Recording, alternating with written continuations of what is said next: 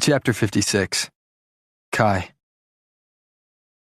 Right, left, dead end, shit. I tip my head back towards the cloudy sky far above us, seeming even darker from within this dusky maze. Taking a deep breath, I turn and jog back the way I came, choosing to head right this time. Wrong.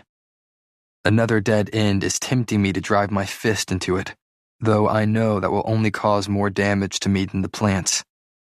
Another dead end is tempting me to drive my fist into it, though I know that will only cause more damage to me than the plants.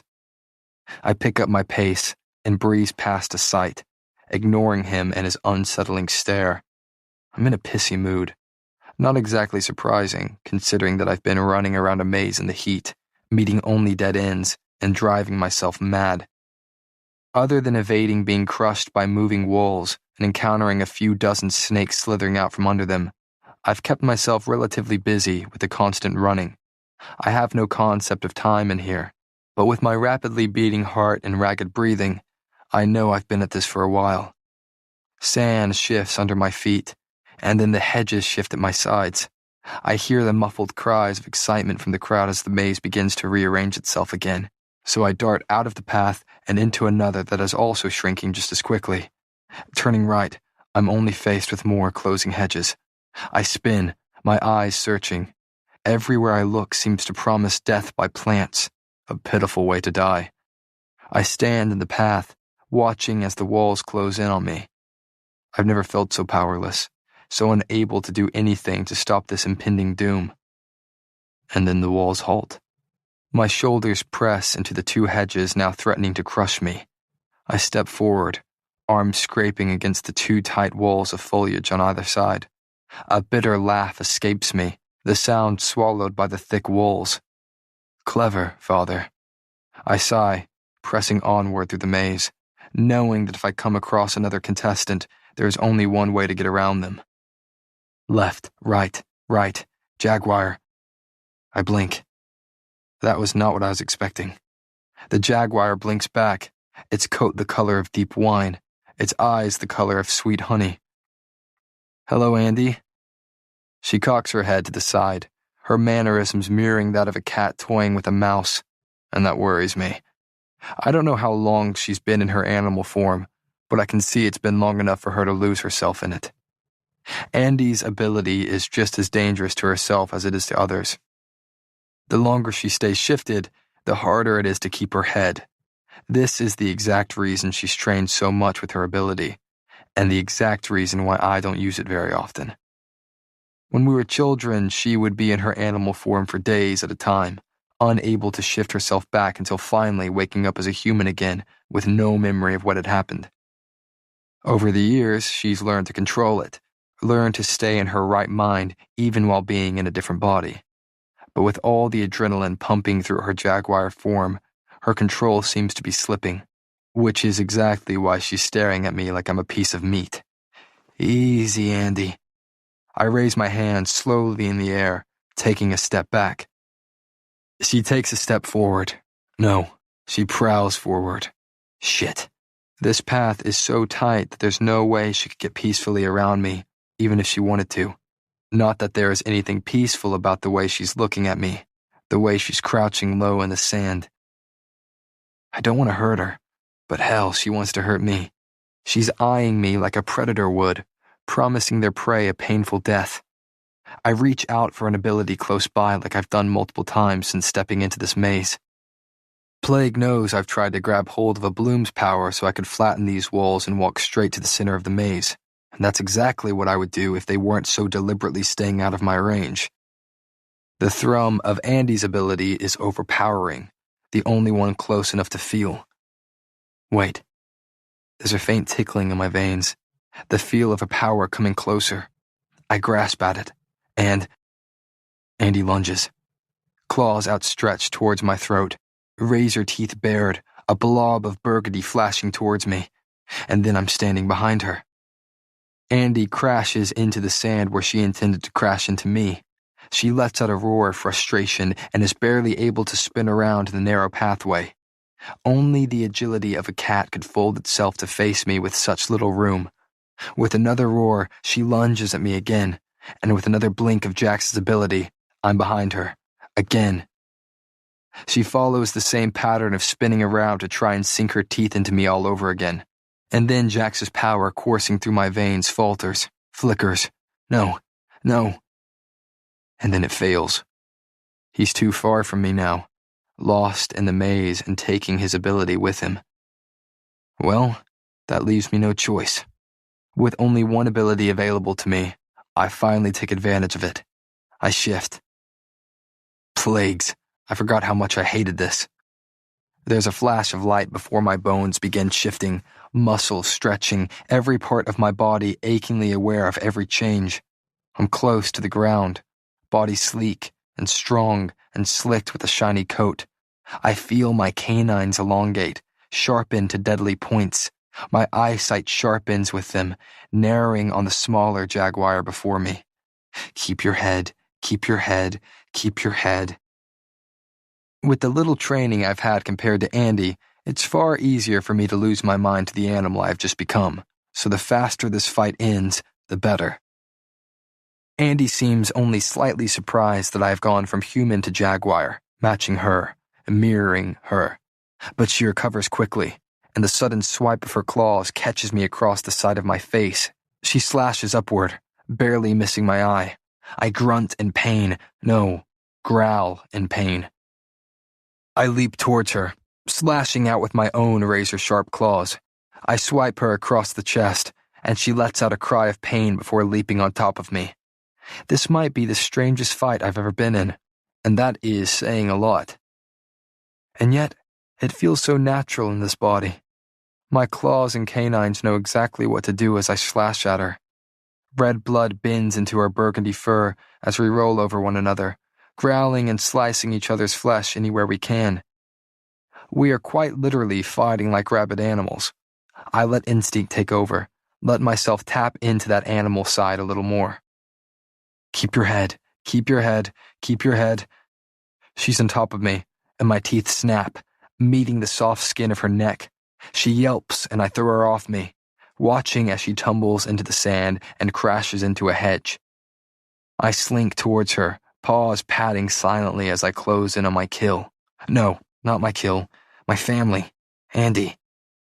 She's trying to get up, trying to slice me with her claws and teeth as I approach. I crouch over her.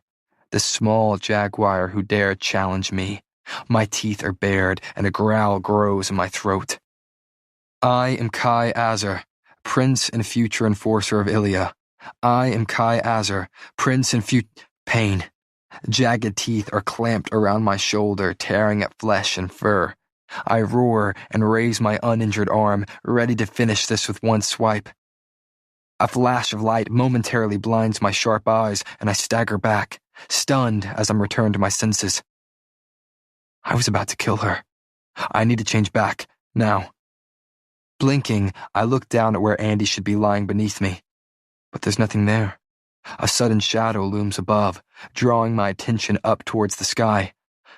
Well, where the sky would be, if I could see it. Vines and thick foliage have created a barrier over the top of the maze, a dome of greenery enclosing us completely. I hear the rustle of feathers and a flash of wine-red wings flapping against the thick ceiling. She's shifted into a falcon, trying desperately to fly up and over the maze with no luck. A valiant effort, but one that the blooms cannot allow. Andy screeches, trying to claw at the branches trapping her in this cage. Then she's diving back towards the sand, blinding me with a flashing light. I blink and she's back in her jaguar form, not giving me a second glance before limping away. I don't waste another second before shifting back. My clothes are still intact, if not soaked with blood. I'm covered in deep gashes, the one in my face stinging as blood streams down into my eye. But it's the bite mark that draws my attention. It's deep and dripping blood, the outline of a set of sharp teeth imprinted into the skin of my shoulder, and it hurts like hell. I rip off a strip of fabric from the hem of my shirt and wrap it around the wound, trying to stop the steady flow of blood. My very bones seem to ache as I head off again through the maze, having wasted far too much time clawing at my cousin. Right, Left, left, screams. I still. Another cry. Right, left, right. I stop suddenly. The faintest tingle of power bubbles in my veins. I focus on it, willing it to grow stronger. It does, and I don't hesitate to grab hold of it. A smile splits my bloody face. Looks like a bloom got too close. Chapter 57. Payton. Don't worry, I'll make this quick. Sadly, I don't have enough time to play with you. I spin around slowly in the narrow path, facing the owner of that cold voice and even colder brown eyes. Blair, I say stiffly. She steps towards me with a smile twisting her lips. Hello, Payton. Are you sure you want to do this? I ask coolly. Have you already forgotten what I did to your nose the last time we fought? No, she practically snarls. I haven't forgotten. I take a step back, branches clawing at my arms, foot protesting in pain. I open my mouth to spout off another remark to buy me more time, but nothing comes out. In fact, air isn't getting in. And then my feet leave the ground. I'm gasping, clawing at my neck, though I know there isn't a hand constricting my windpipe. No, this is the work of nothing more than Blair's twisted mind. Her signature move. I'm dangling in the air, several feet off the ground, choking. Just because I'm going to make this quick doesn't mean it won't be painful. She gives me a pout. Sorry, Payton. We don't always get what we want, do we? My vision blurs, making it difficult to see the hand stretch towards me, or the wicked smile curving her lips. I can just barely breathe. Despite her promise to make this quick, she's drawing this out. Think. I need to get close enough to her to land a blow. Our spar after the ball taught me all I need to know about the lack of physical fighting she does. If I can just get close to her. If I can just breathe. You would know a lot about not getting what you want. My voice is a croak, a pitiful excuse at sounding passive. Just using the limited air I have to speak those words has my head spinning, has me praying that she'll take the bait. Her hold loosens. Barely. There's a question in her eyes, one I intend to answer. Kai. His name tumbles out of my mouth, breathless. Blair's stare is sharper than my dagger I so desperately wish I had right now. The princes. I continue with a cough. Kai and Kit both. You can't have either of them. I pause before choking out. Because they don't want you. I slam into the ground. The little air I had whooshes out of me. I'm left panting, my face half buried in the sand. Get up. I lift my head and push shaky arms underneath me, slowly making it to my feet. And alarmingly, Blair lets me. A fit of coughing laughter escapes me when my eyes meet hers. I hold her gaze, now burning with anger. That's it. Get mad enough to hurt me with your own 2 hands. Tell me, what's it like, being rejected over and over and... I don't even get the chance to finish my sentence before I'm thrown through the air and crashing back into the sand. Coughing, catching my breath, I begin rolling over onto my back. Blinding pain shoots through my ribs. I curl into myself, my only defense against the hard boot connecting with my stomach. I crack an eye open, catching sight of Blair's livid face above me, contorted in rage. Never forget that your wit is a weapon to be wielded, if only your mind can be as sharp as your blade. I smile despite the pain.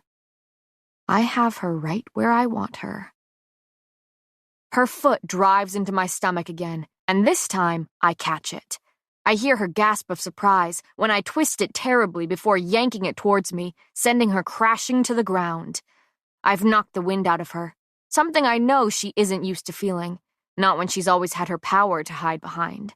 I'm crawling on top of her in an instant, pinning her arms down beneath my knees. She growls up at me, her gaze filled with guttural rage. I know I only have time for one hit before she recovers and throws me off her with her mind. So I make that hit count. I slide my father's ring onto my middle finger and send a hard right hook to her temple, hitting that sensitive spot on her head with very little sensitivity. And just like that, she's out cold. But not for long. She'll wake within the next couple of minutes, and by then, I'll be lost in the maze and hopefully far away. Because next time we meet, I have a feeling she'll crush my heart on sight. I stumble to my feet, body aching. Every inch of me screams in protest, staggers with each step. But I force myself forward, force myself to pick up speed. I'm lost in the madness of the maze again, second-guessing each path I take, wondering if the other would have led to my victory. Left or right? Left. Definitely left. Definitely not, seeing that it's a dead end. Every few minutes, I hear a cry of pain or sounds of a struggle blending with the shouts of the crowd far beyond these walls. Sights stand in the paths, startling me so much that I nearly punch half of them. But as soon as they see me coming, they move out of my way as best they can. I feel sorry for them. Sorry that the things they have witnessed have been permanently burned into their brains. The maze rearranges itself for the dozenth time, forcing me off my closing path and onto a new one. I want to scream. I turn right down a path at random before skidding to a stop. There, at the end of this narrow path, is a sandy, open circle. The center. The victory. My victory. Chapter 58. Kai.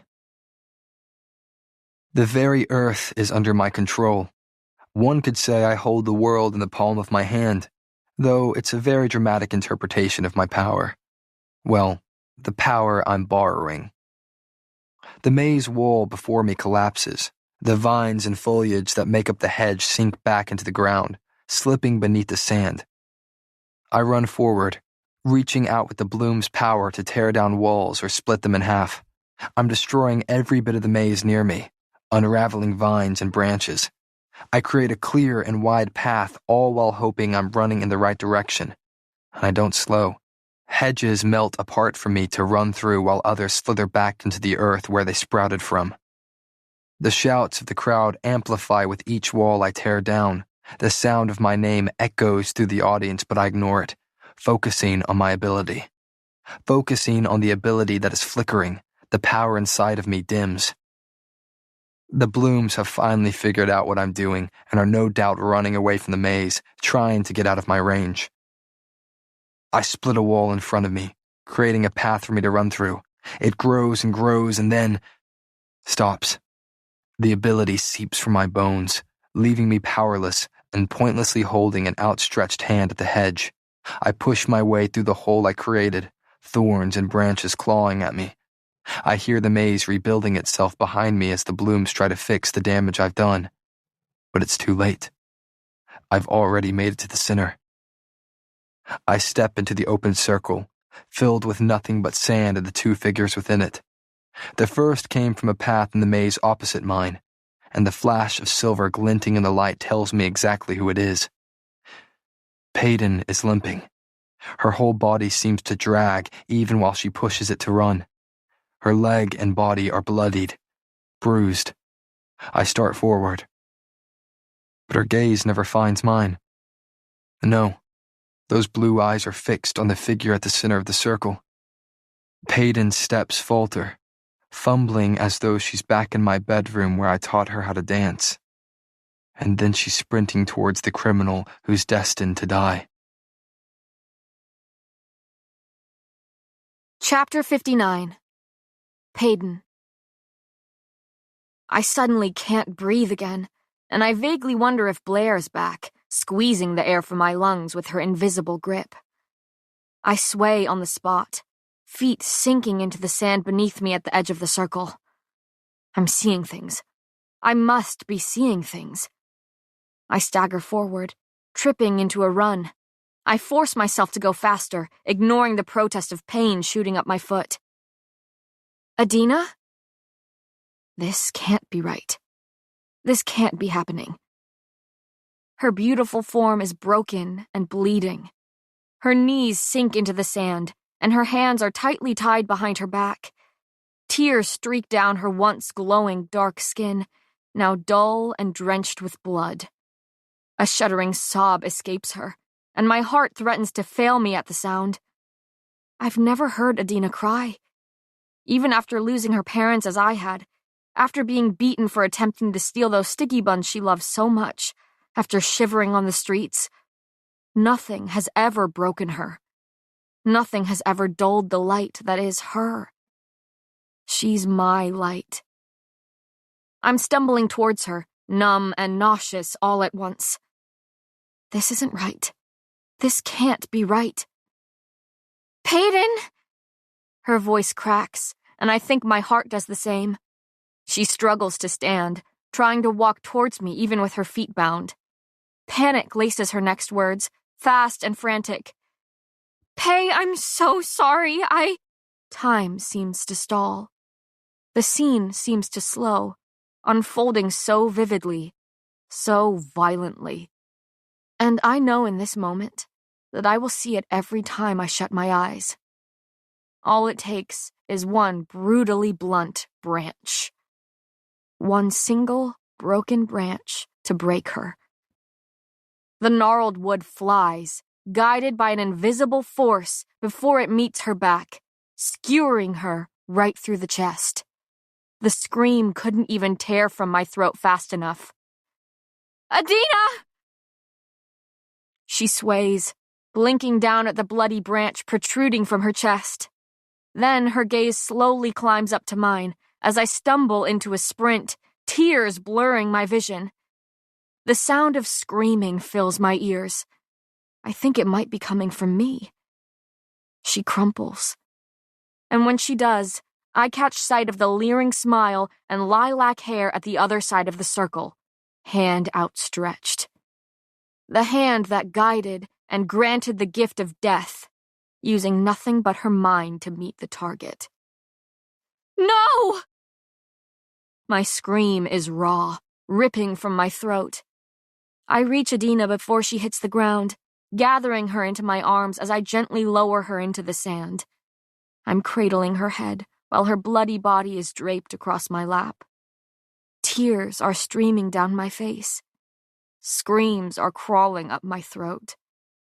Her skin is sticky with sweat as I push the dark curls out of her face, smoothing the uneven bangs from her eyes that she had me cut in the fort with unsteady hands. Those wide hazel eyes are staring up into mine, watery with unshed tears. You're going to be fine, eh?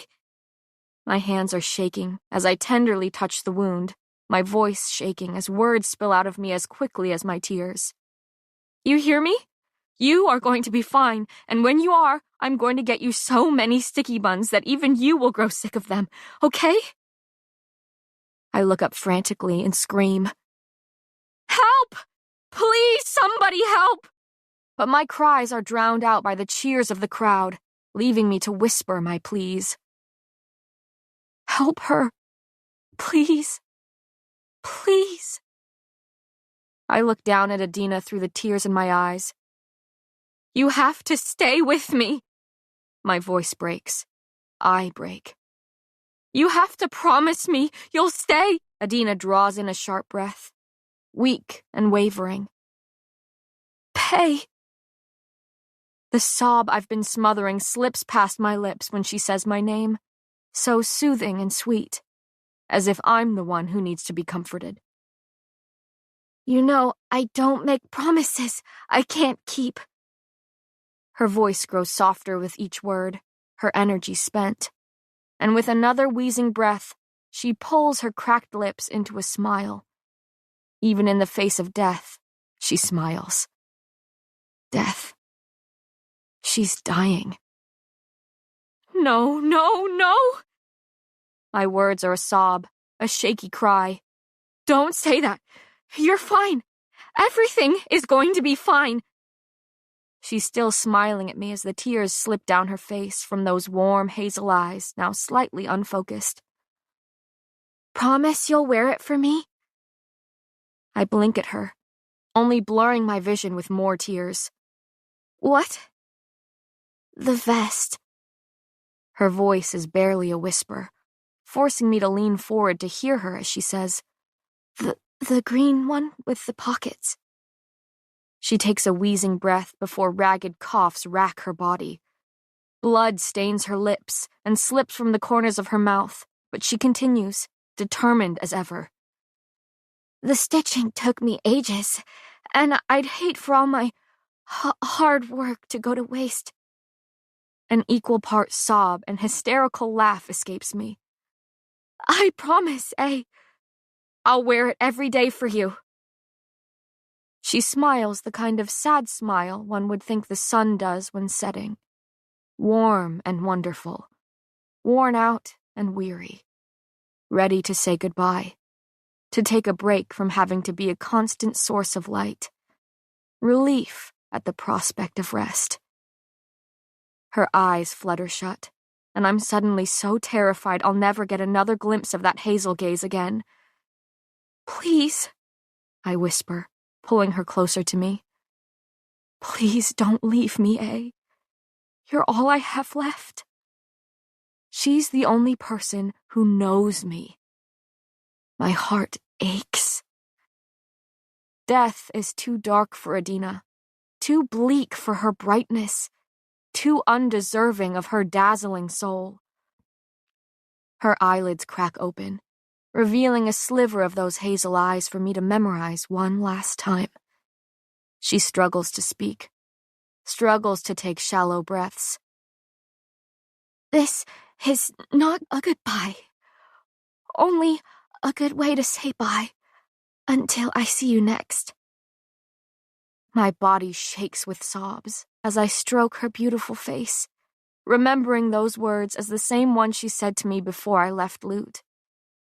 Only then, her phrase was accompanied by smiles and waves, so sure that she would see me again. And now, she never will. It should have been me. It was supposed to be me. I was the one meant to die in these trials, not her. Anyone but her. A wave of guilt crashes over me, threatening to drown me like my tears. This is all my fault. She's only here because of my forgetfulness, my selfishness. I brought her here after I had forgotten about her. I brought her to her death. I need you to know that I will never forget you, I choke out through my sobs. Not in this lifetime or the next. Never again. She barely manages a nod before her eyes flutter shut. I sob, my body slumping over her as I press my forehead to her own. You're my favorite,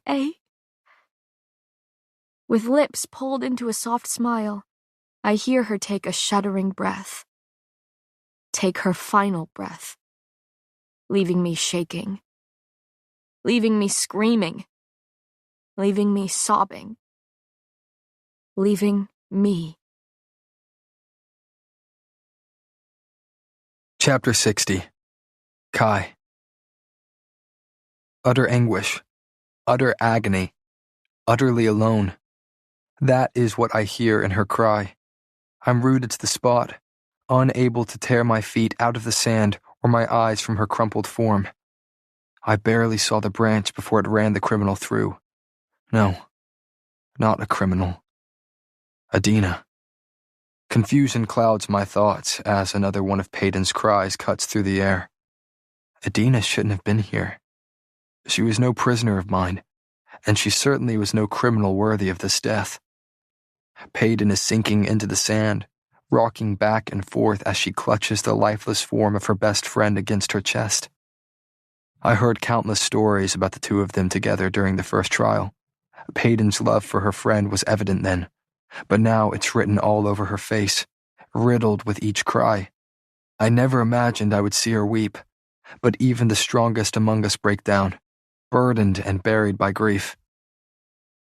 I want to go to her, want to wrap my arms around her, distract her, comfort her in a way I know I should, but I'm unsure how. Hurt is what I know how to do, not what I know how to help. The crowd has erupted in cheers and chants. Blair steps farther into the circle, grinning at the gruesome act she's committed. She's just won this trial, and the crowd praises her for it. It's over. It's all over. I step towards Peyton and farther into the open ring. I glimpse Jax's head peek out behind a wall before he blinks several feet into the circle. Out of the corner of my eye, I catch sight of Andy staggering into the circle, fully human and coated in blood. She's clutching her head, disoriented after finally being able to shift back. The pain from the wounds I inflicted most likely jolted her mind, allowing her to think clearly enough to turn again. I'm close enough to Peyton now that I can see the tears streaking down her face, trailing through the dirt and blood coating her skin. Her forehead is pressed against her friend's with her eyes squeezed shut and sobs shaking her body. The cries of the crowd are deafening as I deftly make my way to her, ready to drop to my knees and... Something about the stomping crowd shifts. The shouts of elation and excitement turn to hideous screams of horror. I was too focused on Peyton to hear it earlier, but now the sound crashes into me, confuses me. I hear the shout of a panting Imperial nearby, sounding winded as though he ran here. "The tunnels! They came through the tunnels into the box!" I swivel around, nearly as frantic as the crowd filling the stands. They are all shouting at once, trapped in their seats by black masked figures blocking the exits from each of the stands. And with the mute covering them, the people have no power to fight back. My eyes sweep over their scared faces before they land on the glass box where my parents and Kit reside. And then I see it. See them. The resistance. A man is standing beside my father wearing a black mask and pressing a knife to his throat. There are other members of the resistance in the box, surrounding the king and queen and Kit. They are holding them almost lazily, all gripping daggers in their hands, though they don't look like they intend to use them, which can only mean one thing. They are silencers, maybe even other fatals. Otherwise, my father would have torn their limbs off by now. Kit would have lit them on fire, and Mother would have helped by electrocuting them if it weren't for their powers being suppressed or controlled. I can barely make out their twisted faces, grimacing with the weight of a fatal's power crushing them. But I know the agony all too well, the agony of everything you are being suppressed as the very power you possess is stripped away from you. I know that face they are wearing because I've worn it many times before. They are being smothered by silencers. And then so am I. Chapter 61. Peyton. Please. I keep muttering the word over and over again, like it can bring her back to me. Like a prayer, a plea. Please, please, please. I barely hear the cheering crowd over the roaring grief in my head, my heart. I clutch her against me, my forehead resting atop her soft curls. I can still smell the faintest scent of honey on her, sticking to her hair and body. She always smelled like honey. She always smelled like home. My face feels numb, and I can no longer feel the tears rolling down my cheeks. I lift her up gently, cradling her back so I can hold her closer. My blurry eyes snag on her bound hands tucked behind her back, and the sight of them sends a shuddering sob through me. They broke her fingers. They are bent at odd angles, bleeding, bruised. Those small and slender hands are mangled, a mockery of what they once were, of what they could do. Before death, the thing that made her feel most alive was taken from her. Her sewing hands, her talented fingers, broken. Then they broke her. A wave of white-hot anger sweeps through me, washing away the guilt and sorrow to replace it with searing rage. She broke her. Blair. I'm going to kill her. I blink down at Adina's lifeless form. Even in death, she is beautiful, brilliant, breathtaking. Just the sight of her so still, so silent, fans my fury, redirecting it towards another murderer. He broke her. The king. He brought her here to be killed. Adina was no criminal. My hatred for him flares. He did this on purpose. He warned me I wouldn't win these trials. Made sure of it. Not when I had to kill my best friend to do so. This man has taken everything from me. This king has killed the only family I've ever known. First my father, and now Adina. Screams from the crowd finally reach my ears, pulling me out of my pathetic state for a moment. I look up to see the walls of the maze have vanished, leaving me sitting in the center of the sandy pit.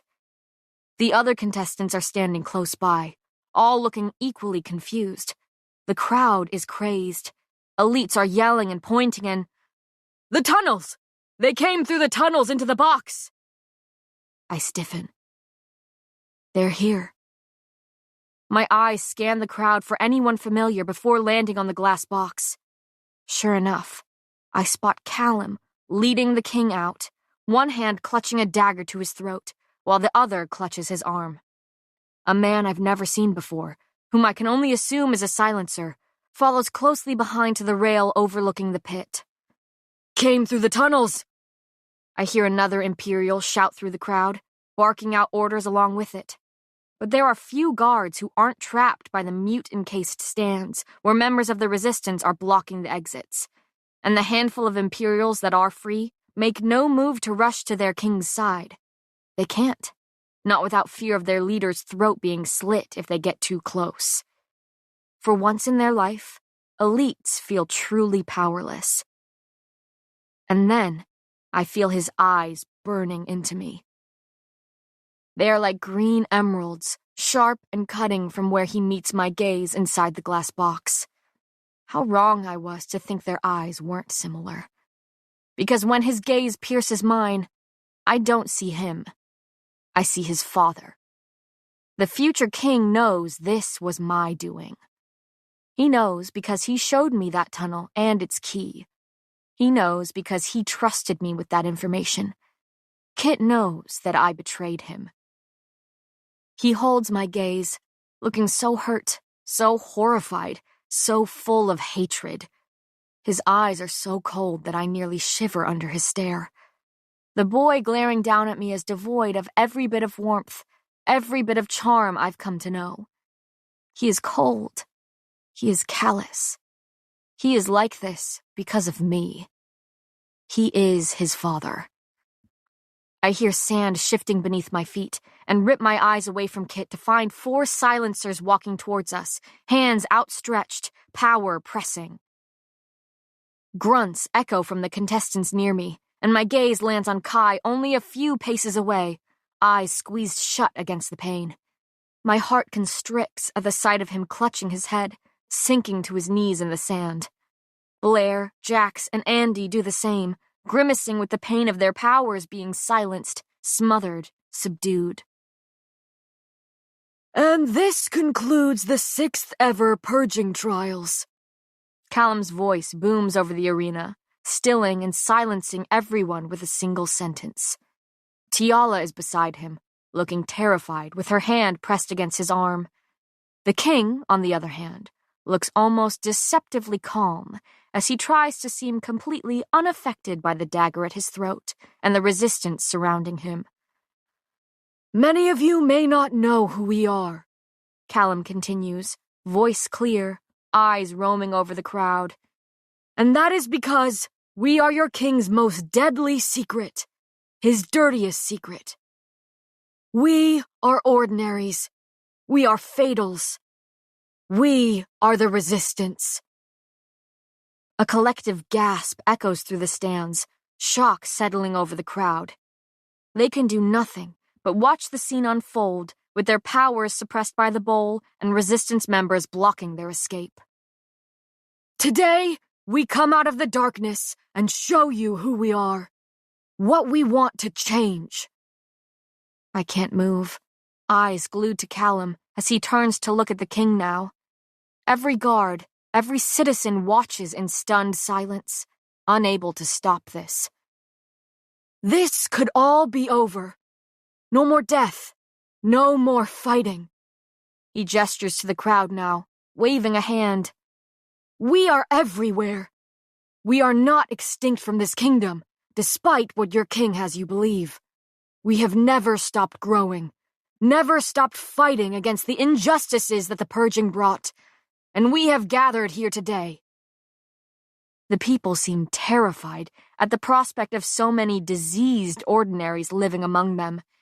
It's clear that elites will do anything to keep their powers, to survive, and if they continue to believe that ordinaries will kill them off, then they will only continue to kill us off first. I silently plead with Callum to tell them the king's lie, tell them we are healthy and whole. We may not have proof, but the fact that we've lived among them for decades with no outbreaks of disease or loss of elite powers will have to be enough for now. Although, it seems that most of the kingdom doesn't care enough about ordinaries to even consider that. They just blindly trusted their twisted king. Callum's gaze shifts between the future king in the glass box and his future enforcer grimacing in pain beside me. We can peacefully come together, or we cannot. I would think the lives of your only heirs would be enough to persuade you to set your pride aside and reunite all of Ilia's people together. My heart stops before sputtering back to life. They are going to kill the princes if the king does not relent. They are gambling with the future of Ilia. Gambling with lives. They didn't tell me that. No, no, no. The crowd's response is a roar of rage. This was not how it was supposed to go. Threatening the prince's lives will only lead to the people's anger being directed at us, at our cause. It's harmful, not helpful. My head is spinning, while Ilians scream in protest. Callum's voice is stern. People of Ilia, welcome us home. We are no threat to... A sharp intake of breath from behind startles me, pulling my attention from Callum and the king. The silencer standing before Kai stiffens. His eyes are wide, sweat slicking his brow. He opens his mouth as if to shout something, a warning, and then... Kai erupts in flames. Chapter 62. Kai. My mind feels muffled, my head hazy. This can't be happening. 4 silencers stand in front of each of us, smothering our powers. Every contestant but Payton is feeling like their head is splitting. I know she isn't affected by the silencer's power, but why is no member of the resistance even touching her, guarding her, getting close to her? The thought slips my mind when another wave of what I can only describe as heaviness crashes into me. The ache and agony of it is hardly bearable, even with all the training I've been doing with Damien. My pounding head is making it hard for me to focus on the man beside Father, his face swimming in my vision. From what I can hear through the ringing in my ears, his speech consists of how the ordinaries want to live, even despite the disease they will spread to the elites. But if there are as many ordinaries living among us, as he says, then why have we not felt the effects, the loss of power? My head throbs even more as I try to puzzle it out. The man keeps talking, but I bare my teeth and block him out. I take a deep breath, pushing aside the pain to focus on the feeling of power beneath it. I focus on the man currently silencing me, as the tingling thrum of his ability grows under my skin. I shut my eyes, reaching out towards that power just as I had done so many times before with Damien. Of course, I'd never actually been able to do it. Not helping. Adrenaline mixes with that faint feeling of power, so feather light beneath my skin, I latch onto it. It's odd to think that the very same power the silencer is using to suppress my ability is still my power, nonetheless. Clinging to the silencer's ability, feeling it flood my body, I throw it back at him. His eyes go wide at the sudden feel of his power battling him. He was not prepared for this, not expecting this. He let his guard down. Only a silencer can beat a silencer. And that's exactly what I do. I beat him with his own ability. The weight of his silence slips from my shoulders. And then I consume them in flame. Chapter 63. Payton. Screams fill the air. Silencers are doused in flame, and the smell of burning flesh has me gagging. The silencers are rolling around in the sand, trying to smother the flames licking at their skin, burning their clothing. Their smothering silence over the contestants has snapped, setting them free. I still have no idea how it happened, how Kai suddenly broke free of the silencer's control and took on Kit's dual ability. His blast of fire, his brutal attack, has sent the whole arena into chaos once again. My eyes dart to the stands, where the crowd is beginning to push back against the resistance, and a struggle ensues. Imperials are suddenly pouring into the arena to join the fight, and I'm shocked by how many have arrived so quickly. I whip my head around, aware that the number of black-masked figures is dwindling. We weren't expecting this. We weren't prepared to fight, to lose. I need to get out of here. Now. The idea of running at a time like this makes my stomach churn, but the future king knows what I've done. The thought pounds through my skull as I scan the arena for him. He's currently pushing through the crowd, now gathered around the glass box, after they overpowered the resistance and scattered from their stands. Flames lick up his arms as he fights anyone who comes near him. Kai has run to join the fight, his movements precise, perfect, as he drops resistance members left and right. The sight of it makes me sick. I have no idea where Jax is, but I spot short burgundy hair in the sea of people and know immediately that it belongs to Andy. And for her sake, Blair is lucky I can't seem to find her. Oh, but I will, and I'll enjoy killing her. I move to stand to my feet and abruptly stop at the feel of a heavy weight on my lap. Adina. Tears prick my eyes yet again, but I blink them away, forcing myself to keep my head. I look from her calm, motionless face to the chaos around us and the bloody battle that is raging. I try to lift her up with me, but she's heavy, dead weight. Literally. I choke at the thought as I push her off my lap and settle her onto the sand. I can't take her with me. She will never get a proper burial. She will never get the goodbye she deserves. I'm so sorry, A. I whisper, kissing her forehead. I'm so sorry. I stand to my feet, wiping at the tears I tried to stop from falling. I start to turn away from her lifeless body, unable to bear the sight of it any longer. I love you. And then I'm running. Coward. Just like with Father. The symmetry in their deaths is sickening. Both run through in the chest, both bleeding out before me, both left lying on the ground, left to rot without a burial. Both deaths ending in me running. I want to scream. At myself, at their killers, at the world. I push through the throng of people, through the massive mob fighting in the pit, the stairs, the stands. Black and white masks clash as resistance members battle Imperials. But the fight isn't fair.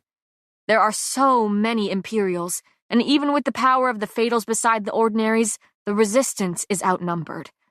I weave between bodies and duck under punches as I shove up the crowded stairs leading out of the pit and onto an equally crowded pathway above. My many years of dodging and slipping unseen through loot serve me well as my feet fall into a familiar rhythm, treading softly, swiftly. Shouts watch over me, cries echo through the arena. The fight is a dull roar in my ears, but I force myself to follow the flow of people trying to get away from the fight rather than join it. I want to turn around. I want to fight with the resistance, with my people. What good would you do? Those 5 words snake their way into my head, wrapping around me so tightly I feel like I might suffocate. The choking hold of that thought only tightens when 9 little letters string together, creating a word equally as devastating as the last 5. Powerless. In every sense of the word. The human current I've allowed myself to be swept away in finally dumps me outside the bowl. Wind whips at my hair when we emerge, all of us spilling out into a long, wide path lined with trees. The path that leads to the palace. The aliens around me scatter. They dart, running around the outside of the bowl until their feet find another road heading in the opposite direction. The road that leads to the city. I start to follow them, my legs moving of their own accord, leading me to loot, leading me home. And then I stop. Something in my chest is aching. My heart. Adina's vest. I spin, staring at the castle that holds the promise I made. I'll wear it every day for you.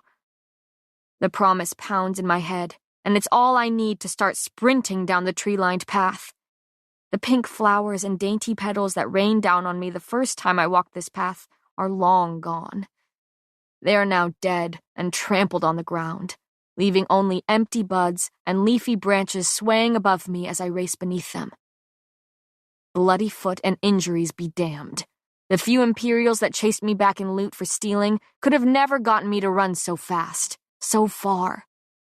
When my feet hit the cobblestone courtyard, I don't bother slowing.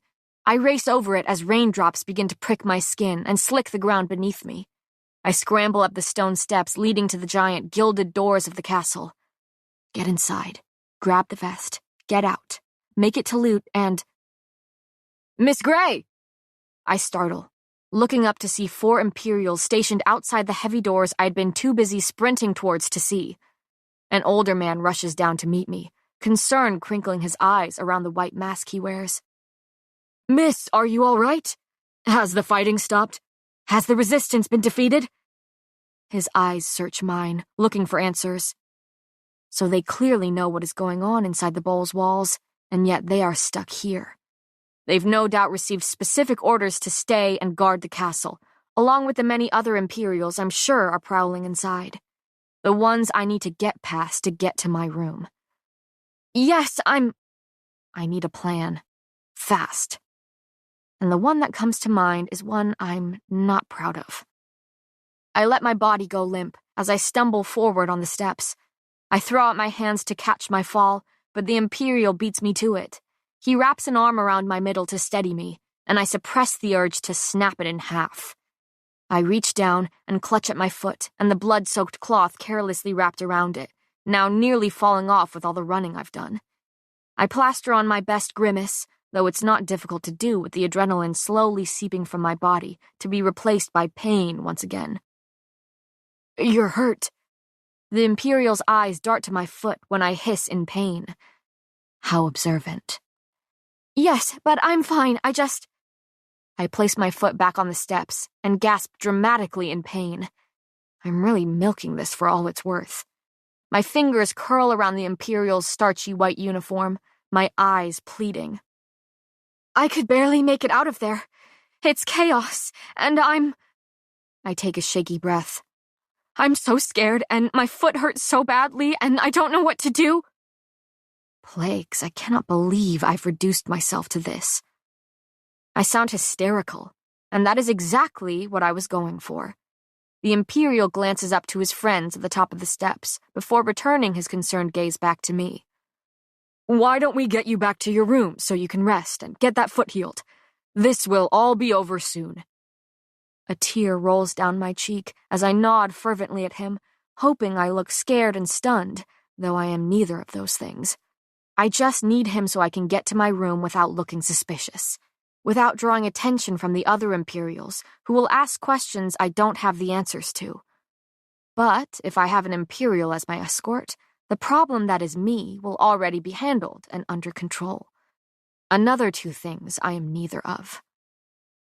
Rankin, take Miss Gray to her room, then inform a healer that she needs assistance. The Imperial gestures to a broad man with bulging muscles that are evident even through the stiff uniform he wears. Brawny. He nods and saunters over to me, saying in a deep voice, "This will be faster and far less painful for you if we do this my way." Apparently, his way involves scooping me up and carrying me like an incompetent child. His hands are under my knees and around my back, easily holding me against him as we step through the large doors and into the hallway beyond. My first instinct is to swing my legs over his shoulders and lock him in a chokehold before flipping him to the ground. But that was before my smarter, more strategical instinct reminded me that this is what I want, what I need to do. So I swallow my pride and let him carry me. Let him stride down each hall with me in his arms and dozens of Imperials buzzing around us. I fight my smile when they barely bat an eye in our direction. Before I know it, the Imperial sets me on my bed, grumbling something about sending for a healer. I wait until the sound of his footsteps grow distant before bolting off the mattress and throwing open the doors of my wardrobe. I tear through the dresses and fancy training gear to a shelf in the back. Pants and comfy shirts are neatly folded there, the work of Ellie and her constant cleaning. Reaching under a stack of cotton shirts, my fingers brush against familiar rough fabric. My heart squeezes as I pull out the vest I've kept hidden away. Its olive fabric is dull, and yet I've never seen anything more perfect. I run my fingers along the pockets, lining both the inside and outside of the vest, making it the ideal accessory for a thief. I take a deep breath before slipping it on over my cut tank, now slicked with sweat. Then I grab a new pair of boots and am about to slip them on when the door creaks open, revealing a stout man who can only be the healer. "I heard you were injured?" "Yes," I blurt before putting on a show of stumbling towards him. "It's my foot." "I see." The man waddles over, gesturing for me to sit on the bed. I consider knocking him out before deciding to take advantage of his quick healing first.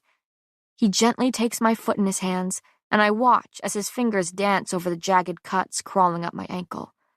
The sight of my flesh knitting back together sends memories of my father flooding into my thoughts, paining me more than the injury. I blink them away when the healer finishes, leaving only faint pink lines as evidence of my wounds. "Well, if that's all..." I slip my dagger out from under the pillow beside me, and the healer is out cold when the hilt of it connects with his temple. I try my best to soften his fall, but he nearly crushes me as he comes crashing to the floor. I step over his body, slipping on my boots and whispering my thanks, though he will never hear it.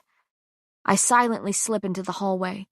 The Imperials think I'm safely in my room, whining about my wound, and though that image infuriates me, I'd like to keep it that way. If I'm seen, my cover is blown. Luckily, I have lots of practice at going unseen. I'm on the balls of my feet as I creep down the hallway, prepared to jump into a room or change directions at any sign of movement. I dart down halls, avoiding the large, more frequently used ones as best I can. The few Imperials that happen to cross my path are distracted and easily evaded as I head towards my escape. The gardens. It's the closest exit to where I am, as well as the only one that is likely unguarded. With the current chaos causing the castle to be undermanned as it is, I'm betting that the exit will be far from every Imperial's mind. And I was right. I reach the door leading to the beautiful landscape beyond and swing it open. The rain is relentless, continuing its fall from the cloudy sky above. I hurry through the paths lined with flowers of every color, size, and shape. Then I'm breezing past the fountain, where Kit and I nearly splashed half of the water out at each other. Kit. I push the thought of him and my betrayal away, focusing all my attention on making it back to Loot as quickly as possible, which won't be quick at all, considering I'll have to make it there on foot. I'm back on the path leading towards the bowl, making my way to the one leading towards Loot. I'm panting, legs pumping, as I sprint once more down the tree-lined path. Grief and anger mix with adrenaline, making me feel equally energized and exhausted all at once. The bowl looks more daunting than ever before. Metal beams and concrete tower over me, and the shouts and sounds of the struggle within only adds to its intimidating presence. Every citizen who hasn't joined the fight must be long gone by now, leaving the Resistance and Imperials to battle within the arena. I pass a tunnel leading into the bowl, and then another. I keep my eyes on the road home as it draws closer and closer. The broad figure of a man staggers out onto the path I'm so desperately trying to get to. He's clutching at his head, though I can't make out any of his features as I blink rapidly in the rain. All I know is that he is in my way. He turns, hands still pressed to his temple, and spots me. I don't bother slowing my pace. Whoever this man is, I won't hesitate to take him down if he tries to stop me. I'm running, getting closer with every step, all while squinting through the rain as I try to get a clear view of his face. He's smiling at me. It's the kind of smile that sends a shiver down your spine. The kind of smile that is anything but kind. The kind of smile that tells me this man knows exactly who I am. My feet falter. Less than a dozen yards separate us now. And that's when I see it. I see green eyes, colder than the rain soaking through my thin clothing. I see golden hair, duller than the cloudy sky. I see lips twisted in a smile, wickeder than the storm raging above us. "Ah, Peyton Gray," he calls to me over the whipping wind, his voice sharp and silky all at once. "Or should I call you a Resistance member? An ordinary? A betrayer?" I step closer, though I already know exactly who stands before me. I see the king. Anger isn't a strong enough word for the emotion coursing through me when I look at this man, this monster, this murderer. His eyes are crazed, his hair bloody from a deep gash near his temple still dripping blood. How he managed to get away from the fighting mob inside the bowl is beyond me, and yet, here he is, stumbling right into my path, stumbling alone. The king is completely alone. I almost want to thank the plague for this gift. Almost. I continue striding forward, refusing to run from him, from this opportunity. The sound of sliding steel sings through the rumbling thunder as he draws a sword from the sheath at his side. "Oh, don't look so shocked that I figured it out," he croons, causing my blood to boil. "I knew this was coming. You wheedled your way into my naive son's head, his heart, and got what you needed for your little resistance. And as for knowing you are an ordinary, well, I've known for quite some time now." A smile twists his face at the look of shock on mine. "Not to mention that I knew who your father was, what he was a part of. I knew many things about him before his unfortunate end." His smile is evil incarnate. "Stabbed through the chest, was it?" I go rigid, every part of me filled with rage, but I force a cool mask over my features, ignoring his last statement and referring to his first. "And what should I call you? King or coward? Liar or murderer? All would be appropriate, don't you think?" He barks out a laugh, and I can barely control my anger at the sound of it. My hands shake as I ball them into fists at my sides, nails cutting into my palms. Words fall out of my mouth before I can stop them. "You killed her." He huffs as if this amuses him. "Who, your little friend?" His eyes flash, betraying the anger he's kept buried. "No, you killed her. I warned you about the trials. I warned you to stay away from my sons. You've made my kingdom look weak. You've made my heirs look weak." He spits out the word, disgusted with his own flesh and blood. "You had Kai helping you in the trials, running after you during a ball. You had the future king wrapped around your finger, spilling every secret and bit of information you needed. You are the murderer, Peyton." He takes a step towards me, and I'm rooted to the spot, shaking my head. "You forget what you are, slummer. An ordinary doomed to die. You are nothing." "Then why didn't you kill me?" I yell. "If you knew what I was then, why not kill me like you have with every other ordinary?" "Because I needed you alive. he says simply. But now you are of no use to me, and since the trials didn't kill you, I get the pleasure of doing that myself. He pauses, and a sneer twists his lips. Can you read what I'm going to do next with that psychic ability of yours? A sudden flash of silver blends in with the rain. A sword is swinging at me.